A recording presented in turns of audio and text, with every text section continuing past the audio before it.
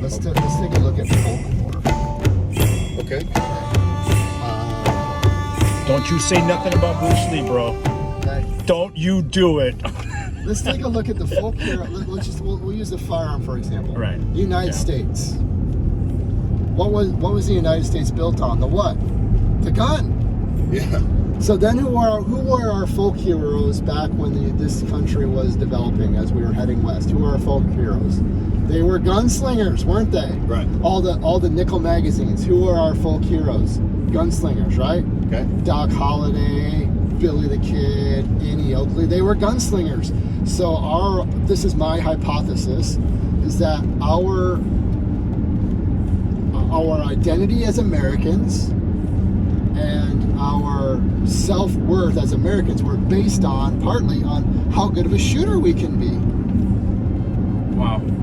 Okay, so now let's take it the next step. Then Hollywood picked up on it, right? Mm-hmm. So then what were all the early movies? They were what? They were gunslinger movies. The silent movies were cowboys and Indians, good guys and bad guys, right? More gunslinger, cops and robbers, more gunslinger movies, right? Right. So that only did what to that ethos. That ethos, right? Or reinforce reinforce that paradigm. Yep. Right? That belief system. Yep.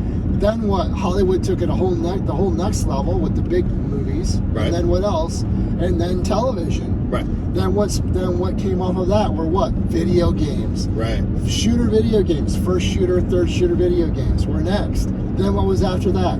Fucking YouTube. Social media. Right? Come on. You know what I mean? So now what expectation has been built up? And what paradigm has been built up over the years in terms of how it should look and what it should be? Right. It's the duel at fucking high noon. Right. But in reality, that's probably not how it's going to happen. But the attached credibility and the attached hero worship of gunslingers also is reinforced and You know strengthened. what it's called? It's called the halo effect. So people become suggestible to that archetype. They become suggestible to that character. Right. To me, it's a caricature.